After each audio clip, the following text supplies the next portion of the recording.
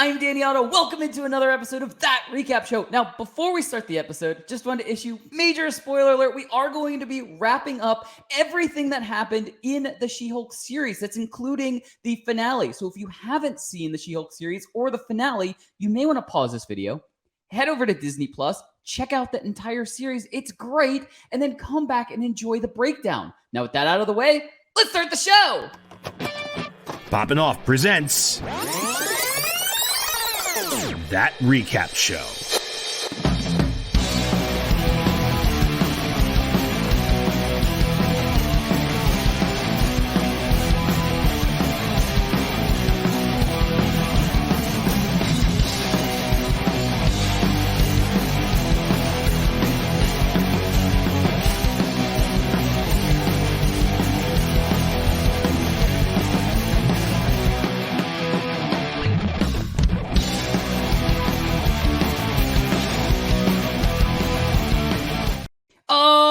Joining with me to put a nice little bow on the entire She-Hulk series, it's the one, the only, it's Jon Jon Rico. Hey. Hey. How's it going? We're back. Long time no talk. We are back, aren't we? Yeah. So it's been a long, strange road that we have taken to get here. But we are going to kind of go back and like I said, put a nice bow on the She-Hulk series.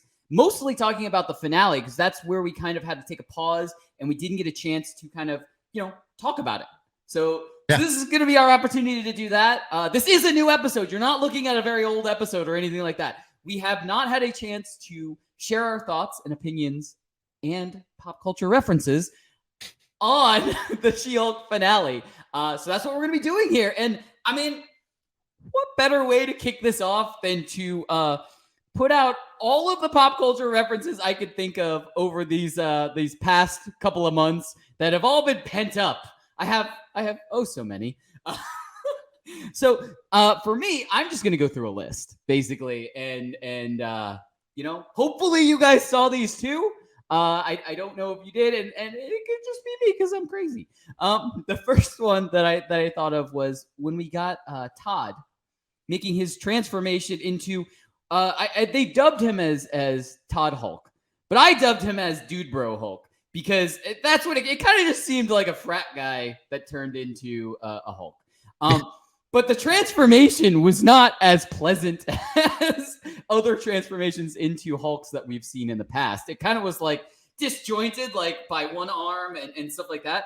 So I had kind of two things that kind of popped into my head while I was seeing that kind of transformation for the first time. The first one... I'm giving your body a 10-year course in wasteland combat, one limb at a time. Ow! I'm working with a mixed bag here, so you may not have perfect coordination. That was my first thought. And then the second was going really far back, but was Space Jam. When you get the Monstars holding on to the magic basketball that had sucked up all the NBA players.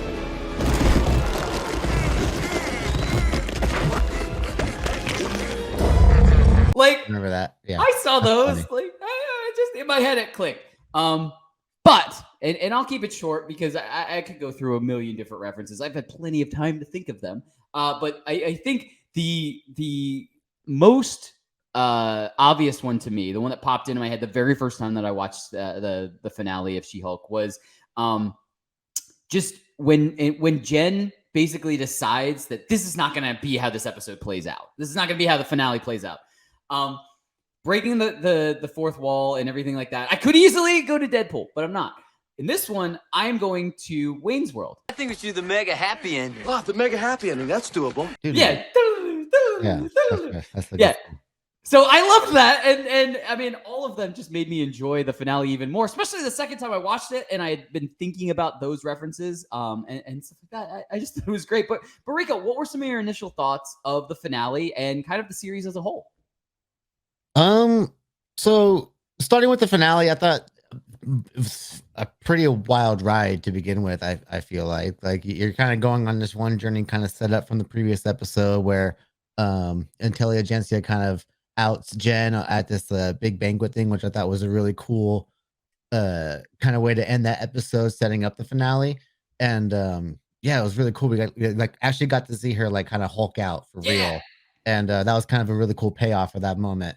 and then it kind of threw itself right back into like the sitcom-y shtick part of it, and it all just kind of unraveled, of course. And so I wasn't sure how to feel about the finale at first. I thought at first I loved it, and then as I started to dissect it more and more, I was like, I feel like we deserved a little bit more of a big uh climactic finale. I feel like I feel it just kind of like we had that whole twist that happened that I want to talk about a little bit later, and then it kind of threw itself back into the story, but everything was over, and then I was like, okay, and then just kind of threw in more stuff and more stuff and more stuff, and so I was like, okay. It was the least Marvel-y finale that I've remembered in recent time. So for the series as a whole, I feel like that they had that whole goal in mind to kind of do this kind of outside the wall series based in the Marvel world, and I think it did that very well. I think it at some points it went and leaned too far into the gimmick. But the times that it played into the actual like MCU style and actually felt like it was part of that world, I really dug it. Um, so I thought the show was pretty good, pretty good. Pretty good. Pretty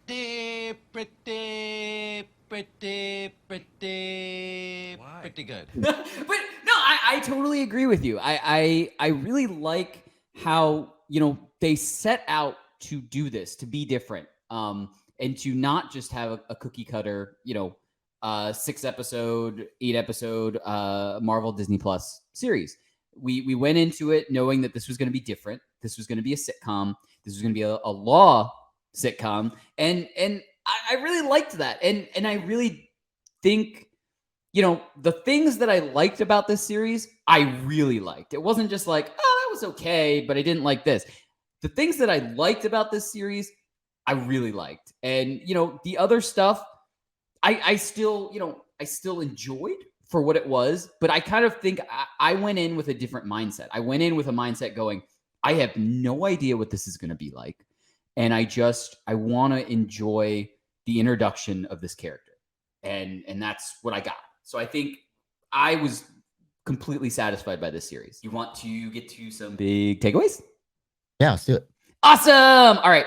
Why don't you kick us off with big takeaways? I want to say this was the episode either before the finale or even the episode before that, but we finally got the arrival of Matt Murdock, aka Daredevil, finally within the show and the MCU. Is kind of like his full costume debut into the universe. I thought they handled that dynamic between him and Jem really well. I think that was probably one of the best episodes of the series, if not the best.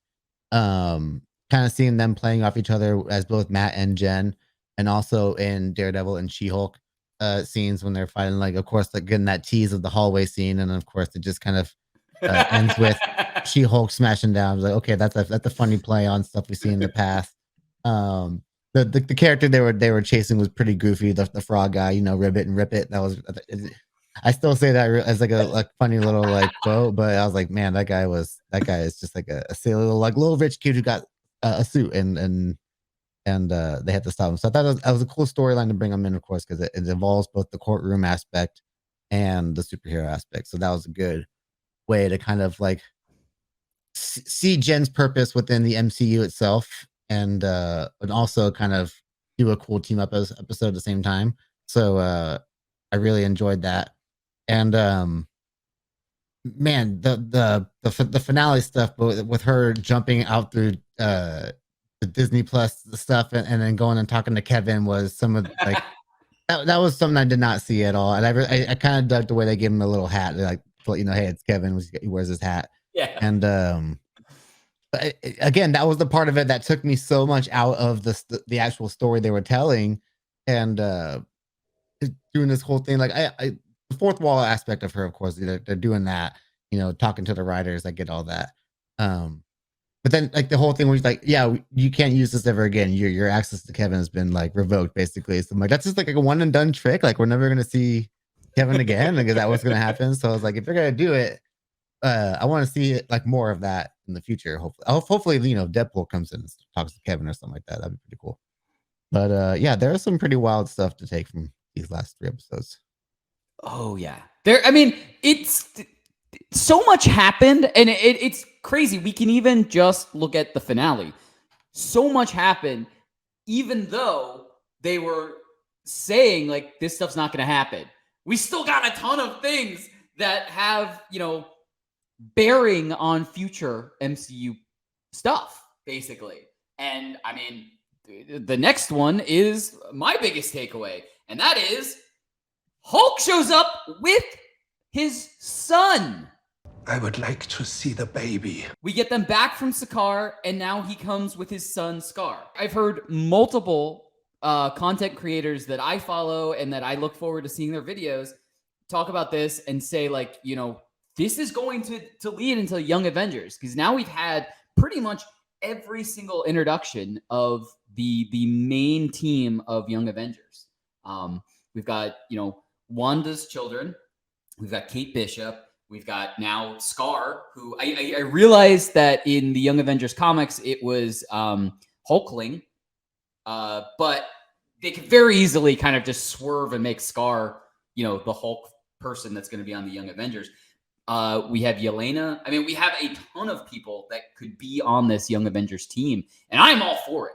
I think it would be great if we had multiple Avengers teams in the future to not just have to solely, focus on just 6 people, and that's it. And everything leads up to, multiple movies of just 6 people. Like if we have, this team over here concentrating on something, we have this team over here that we get to follow for a little while, concentrating on something else. And then when something like a mega threat comes up, we have the teams all having to work together, and they're not used to working together. So we get that kind of dynamic of, them having to kind of forge an overall like team in general, I think would be awesome. And I'm all for the team ups, and I'm all for different kind of squads out there. And I think that would be a really cool way to do that. And, it's really cool to kind of see these introductions of breadcrumbs in all of these different series and all of these different movies, and just kind of seeing all of these breadcrumbs, and then eventually, just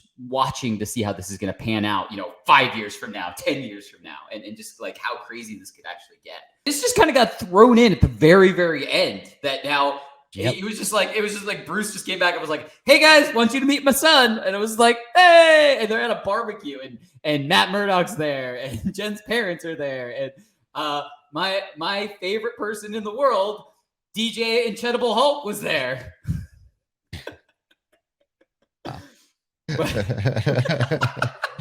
It was, I will say this, it was one of those finales where you finished watching it and you were like, wait, what? Wow. You just wrinkled my brain. And so it really was a lot to digest and to pick apart in a finale. And just like you said, it was not a normal Marvel series finale. It wasn't. It left us with a lot of, open-ended things that we don't know what's going to happen. We don't know, where we're going to see She-Hulk or Jen again. We don't know what's going to come of Hulk and Hulk's son. We don't know what happened on Sakaar when he was, getting his son. Like, there's so much we can gather from that. We don't even know, if Jen and Matt Murdock are going to end up being a thing. We don't know any of this. They're all like these really cool, like little breadcrumbs that they could use anywhere they want, basically. And I'm all for it. But do you want to get to some predictions? Yeah, let's do it. Awesome. All right. Why don't you kick us off with predictions? This is a tough one, because again, this show is so like in its own world, essentially, as far as the characters and where they can go and how you can use them. Like, really, the only one I really care to see back is Jen, of course. Like, she's the one who's really got a major purpose in the wider MCU. Yeah, and I also, please, before I even get about that, I do want to talk about this amazing kind of nod to the old 1980s, I think it was 1980s or 1970s Hulk show back in the day. What started with this like old little homage to the intro for that show with the Savage She-Hulk. I thought that was incredible, and seeing the practical She-Hulk guy that was played by a massive dude was really hilarious. But again, so like I want to see that character, and again, even Bruce and Scar, like those 3 characters are probably the main ones I want to see kind of going forward, and of course Matt, like he's got his own show going. He's coming back. We'll see him again. Oh, Matt's in Echo. He's in Daredevil. Yeah, he's all set. We don't have to worry. We don't got to worry about him. Spider-Man too. So yeah. So So yeah, where like the actual like Hulk characters go from here, I'm really interested to see. But I really just want to see Jen used in like a more serious fashion, where her character doesn't feel like just like a regular sitcom character. Like I want her to feel like a real hero in this universe, and show that she can have a bigger purpose, and especially with Kang coming up, and everything they're gonna have to go through with that and Secret Wars. So yeah, I want to see her in a bigger setting doing with bigger stakes. Absolutely. And that's, I mean, that's kind of the exact same thing that I was thinking as far as predictions. I really didn't have a prediction of where we could go, just like I was just saying during our big takeaways and stuff like that. There's so many things that are kind of left open-ended where they can kind of use these little nods and little teases somewhere, wherever they kind of want to down the road. Like if Jen, were to show up in the Daredevil series, it wouldn't be that weird because we already see that kind of, Jen and Matt Murdock kind of have a thing. So it wouldn't be out of the realm of possibility for, Jen to come to New York and visit Matt at some point. So there's a lot of ways that could incorporate her and in the future. And just like you said, I am all for getting her into some of the really big team ups and really big movies and stuff like that. I'm almost thinking like, we're talking about a lot of the kind of OG Avengers kind of, they're not all going to be obviously killed off, but, some of them are going to, retire. Like maybe not on. They're being phased out, for lack of a better term. Right. So, I mean, there's going to need to be these positions and these voids are going to need to be kind of filled eventually. And the way I kind of see Jen's kind of place is not, I'm not just saying like she needs to be added to a team to be a Hulk. What I'm more looking at is, we've had some serious characters and we've had some, comic relief characters. I think she's going to play that in the middle kind of person. So like she's going to have some of those like witty comments and fourth wall breaks and stuff like that in the middle of an action part. But like taking the torch from maybe even Ant-Man, where like Ant-Man was kind of comic relief in certain spots and stuff like that. I could see her kind of continuing with that, and just kind of when there's something super serious, having her balance out that super serious with, a fourth wall break or some kind of witty remark or something like that. And it would be a really cool kind of torch to pass. I'm not saying that, Ant-Man isn't going to be here, but I'm just saying in general, just as the type of characters that are slowly being, phased out and stuff like that. But by the way, Paul Rudd is immortal, so he could be doing this for the next 50 years for all we know. But I'm just saying in general, just as kind of that kind of character, I could see Jen really kind of taking up that role. I mean, obviously she's going to be a heavy hitter because she is a Hulk. Right. But I don't think she just needs to be, that's it. Because obviously she's not Bruce's Hulk. She doesn't go crazy. She doesn't, lash out uncontrollably and stuff like that. She's calm, cool, collective. So she's got the strength of Hulk, but I think she's got the comedic timing and kind of, comedy chops that could really make her play that balance type of thing. And I think it'd be really cool. Right. So, but that was kind of one of my issues with the action sequences of the show, is that I never got a sense that I feel like, even though Jen is a Hulk, of course, there was never a situation she was put in that I feel like is like, well, she's going to have to transition into bigger fight scenes from here. Like the best action sequence, in my opinion, was her fight with Daredevil, which was really more of a showcase for Daredevil's MCU power skills at that point, which again, fantastic. We got some cool stuff from Jen, like the seismic clap and all and stuff like that. She can lift cars and do all that. But what happens when she faces something that can like legit take her on? Again, when Hulk ended up fighting Thanos, and that's something that happens. So again, there's not much that can take out a Hulk, but she can be overwhelmed, I feel like, pretty easily, because she has been put in that kind of situation yet. And I think that's what I'm kind of waiting to see. I'm waiting to see her get put in the actual like dangerous situation. I felt no danger in this show. I think that's what I was missing. There's always some level of danger in the show that really makes the MCU shows have a level of stakes to it. Right. And this one was kind of missing that for me. Even in the end, like in the finale, like everything just kind of happened. And they can like just thrown in there. Everything got thrown in there literally by Jen. at the end, like with that scene with Kevin. She threw everything in there. I want Matt. Oh, give me Matt. Yeah, we love Matt Murdock. They love him. Like all that stuff. So yeah, I'm like tighten the structure up a little bit and then add a little more of like danger in there. I think yeah, you really have a really great character in hands. Yeah, absolutely. I totally agree. And you know what I'm going to say? That's what we think. Let us know in the comments below. What did you think of the She-Hulk series as a whole? And what did you think of the finale? And where do you think we're going to see Jen pop up next? No wrong answers at this point. I mean, we could potentially see her in the Daredevil series. We could see her in Kane Dynasty. We could see her in Secret Wars. All of the above. I think the more Jen, the better, just because I think, just like Rico was saying, She-Hulk is going to be a great character, and it would be awesome to really see her using her powers against a threat that is bigger than anything that she's kind of faced yet. So, as always, don't forget, like, subscribe, and turn on notifications to hear about all of our latest video updates. Bye, everybody! Poppin' Off presents That Recap Show.